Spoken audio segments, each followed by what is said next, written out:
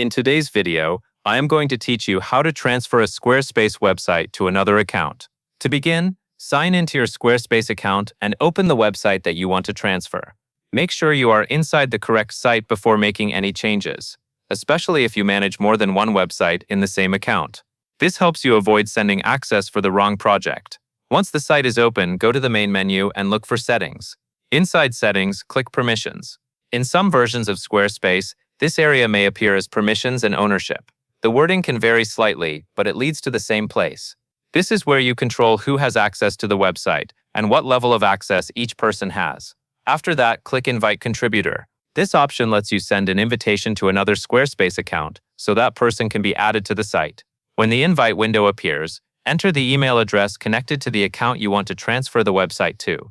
Be careful when entering this information because the invitation needs to go to the correct account in order for the transfer process to move forward smoothly. Next, assign that person administrator privileges. You will usually do this by turning on the administrator option or using a toggle switch.